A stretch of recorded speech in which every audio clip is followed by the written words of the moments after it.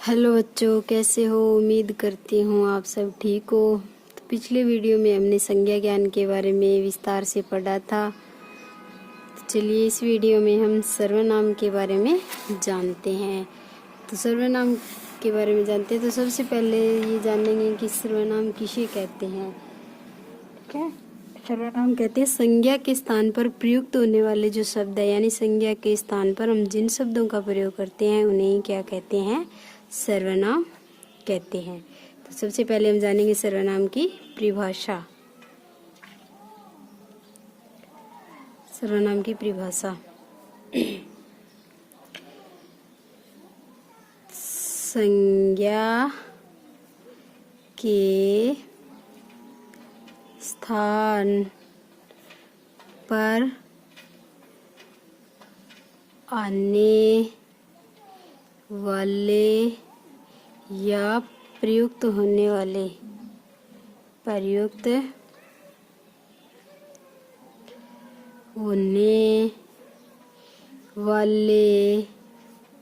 शब्दों को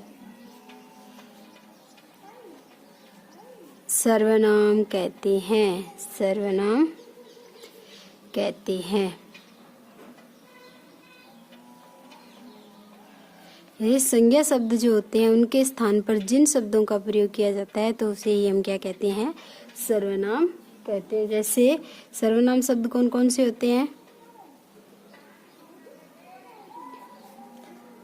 मैं, तुम, तुम्हारा, आप, इस, उस, बहुत सारे ऐसे शब्द हैं जो संज्ञा शब्दों के स्थान पर प्रयोग किए जाते हैं तो उन्हें हम क्या कहते हैं, सर्वनाम शब्द। तो चलिए एक उदाहरण जान लेते हैं कि कौन से संज्ञा शब्द है जिनके स्थान पर कौन सा शब्द यूज करेंगे तो वह सर्वनाम बन जाएगा। इसके लिए मैं आपको एक उदाहरण बताती हूँ। देखिए, मैं एक वाक्य लिख रही हूँ यहाँ पे, रमेश कल जयपुर जाएगा। ये एक वाक्य लिख दिया, रमेश कल जयपुर जाएगा। ठीक है, तो इस शब्द में क्या है, व्यक्तिवाचक है संज्ञा, क्योंकि व्यक्ति का नाम है रमेश। रमेश एक व्यक्ति विशेष का नाम है तो इसमें व्यक्तिवाचक संज्ञा है। जयपुर एक स्थान का नाम है तो इसमें भी व्यक्तिवाचक है संज्ञा। ये दोनों ही शब्द क्या है, व्यक्तिवाचक संज्ञा है। हम इनके स्थान पर इसी वाक्य को, इस रमेश और जयपुर के स्थान पर किसी अन्य वाक्य का प्रयोग कर लेंगे। जैसे वह कल वहां जाएगा। इसका अर्थ नहीं बदला है, अर्थ वही है परंतु शब्द बदल गए हैं। रमेश की जगह वह आ गया है और जयपुर की जगह वहां आ गया है। तो वह और वहां आने से ये शब्द क्या कहलाएंगे, सर्वनाम शब्द।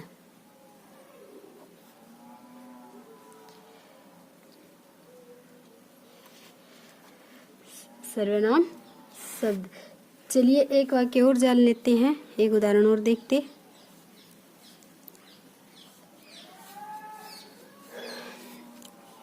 कमला कल विद्यालय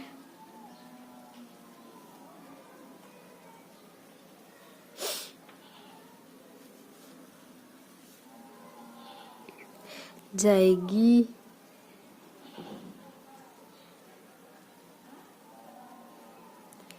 रमेश को भी ले आना। ठीक है, कमला कल विद्यालय जाएगी, रमेश को भी भेज देना। भेज देना। ठीक है, तो कमला जो शब्द है वो व्यक्तिवाचक है, विद्यालय शब्द है जातिवाचक है, रमेश शब्द है वो भी व्यक्तिवाचक है। तो कमला के स्थान पर हमने लिख दिया वह कल वहाँ जाएगी। उसको, रमेश की जगह क्या लिख दिया, उसको भी भेज देना। यानी कमला कल विदा ले जाएगी, कमला कल वहाँ जाएगी, उसको भी भेज देना। वह, वहाँ और उसको जो शब्द है, ये तीनों शब्द क्या है, सर्वनाम शब्द है। तो इसीलिए इसकी परिभाषा क्या है, संज्ञा के स्थान पर, यानी संज्ञा जो शब्द है उनके स्थान पर जिन शब्दों का प्रयोग होता है तो उसे क्या कहते हैं, सर्वनाम शब्द कहते हैं। तो अब देखिए सर्वनाम के भेद। सर्वनाम के भेद। मूल रूप से सर्वनाम कितने प्रकार के होते हैं, 6 प्रकार के होते हैं। तो देख लेते हैं कौन कौन से। नंबर 1, पुरुषवाचक सर्वनाम। पुरुषवाचक सर्वनाम।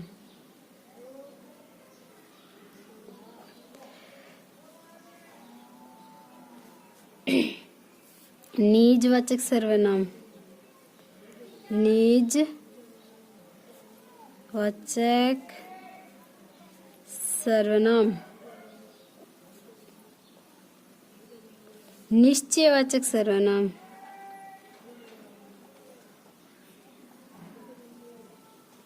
वाचक सर्वनाम। प्रश्नवाचक सर्वनाम।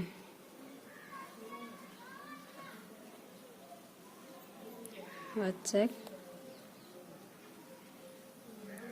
सर्वनाम।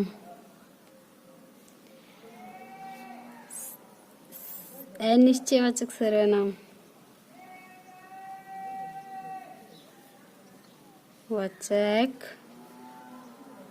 सर्वनाम और संबंधवाचक सर्वनाम।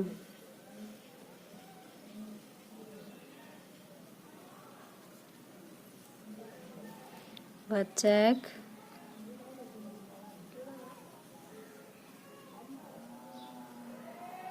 संबंधवाचक सर्वनाम। तो कितने प्रकार के होते हैं, 6 प्रकार के होते हैं। तो चलिए सबसे पहले हम जान लेते हैं पुरुषवाचक सर्वनाम क्या होता है। पुरुषवाचक सर्वनाम किसे कहते हैं।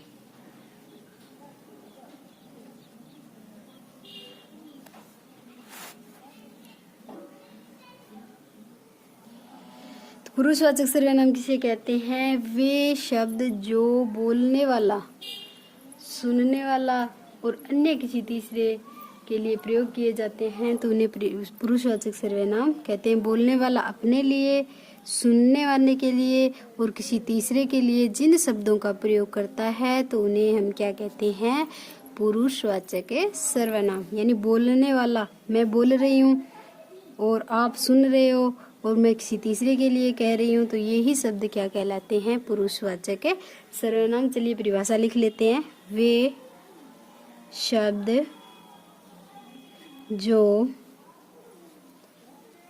बोलने वाला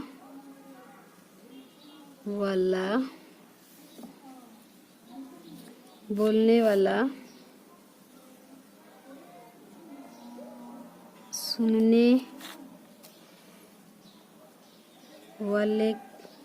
वाला अपने लिए, सुनने वाले के लिए और किसी तीसरे के लिए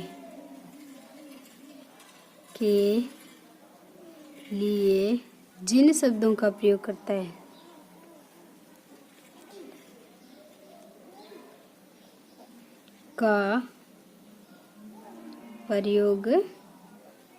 है तो उसे पुरुषवाचक सर्वनाम कहते हैं। पुरुष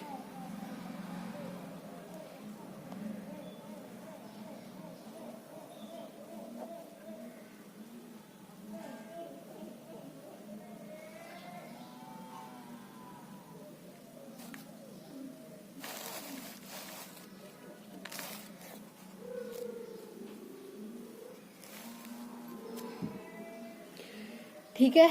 पुरुषवाचक सर्वनाम बोलने वाला कौन हो गया? बोलने वाले को क्या कहेंगे?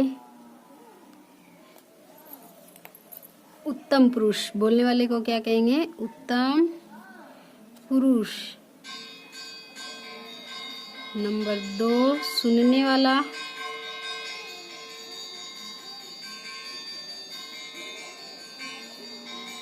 ये मध्यम पुरुष।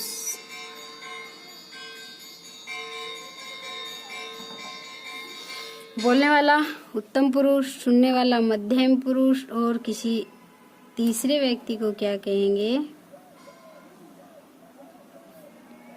अन्य पुरुष। तो देखिए उत्तम पुरुष में कौन सा? मैं, मेरा, मुझसे आदि शब्द। सुनने वाला कौन होगा? तुम, तुम्हारा, तुझसे आदि शब्द। तीसरा उसने, उसे, वह आदि शब्द। ठीक है। तो ये बोलने वाला उत्तम पुरुष हो गया, सुनने वाला मध्यम पुरुष हो गया, और तीसरे व्यक्ति को अन्य पुरुष कहते हैं। तो चलिए इसका एक उदाहरण जान लेते हैं।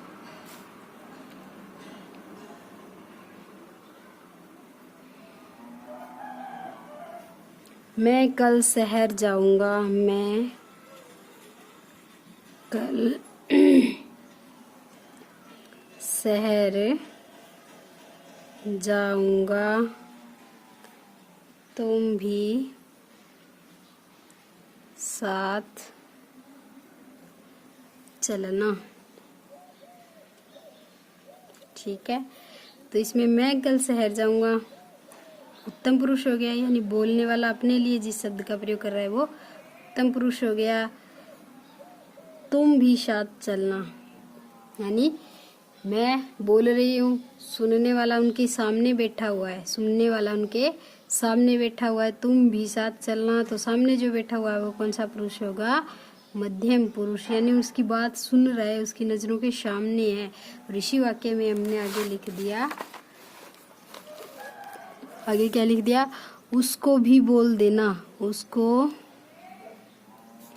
भी बोल देना। ठीक है। उसको जो शब्द है वो किस हो गया? अन्य पुरुषवाचक।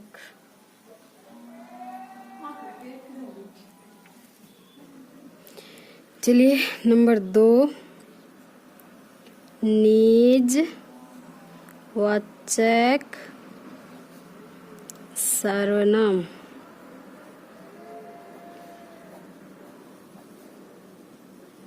अब देखिए निज का मतलब क्या होता है? निज जो शब्द है वो क्या होता है? अपना कोई शब्द, अपने लिए, अपनी चीज जो अपनी स्वयं की, खुद की, उसे हम क्या कहते हैं? निजवाचक सर्वनाम। तो देखिए निजवाचक सर्वनाम जिन सर्वनाम शब्दों का प्रयोग वक्ता, बोलने वाला स्वयं अपने लिए करता है तो उन्हें हम क्या कहते हैं? निजवाचक सर्वनाम। चलिए परिभाषा लिखते हैं। जिन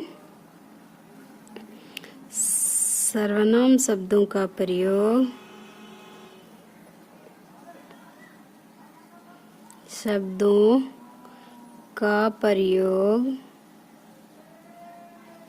बोलने वाला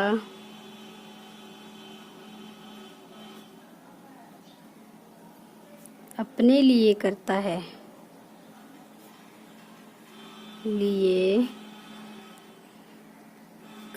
है, तो उसे निजवाचक सर्वनाम कहते हैं। निजवाचक सर्वनाम कहते हैं।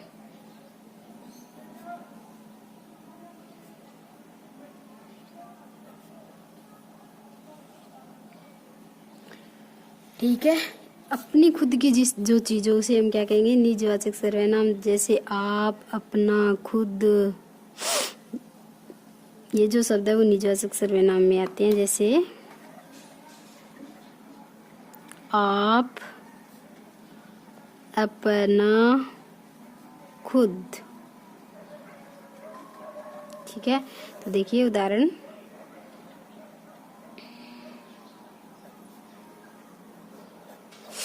मैं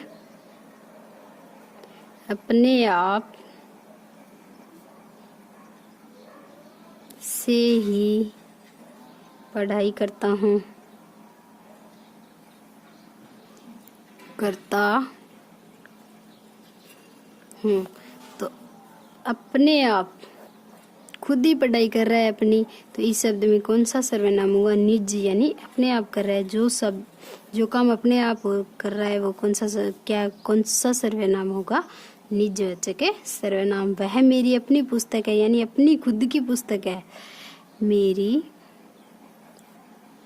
अपनी पुस्तक है, अपनी पुस्तक है, खुद की चीज है, तो उसके लिए उस शब्द में कौन सा सर्वनाम होगा? निजवाचक सर्वनाम। एक दो उदाहरण और देख लेते हैं। मेरा काम मुझे खुद करना चाहिए, तो खुद कर रहा है, तो इस शब्द में भी कौन सा सर्वनाम होगा? निजवाचक सर्वनाम। उम्मीद करती हूँ आपको सर्वनाम अच्छे से समझ में आ गए होंगे। तो आगे के सर्वनाम जानने के लिए हमारे चैनल को सब्सक्राइब करें, कमेंट में बताएं कि वीडियो कैसा लगा। धन्यवाद।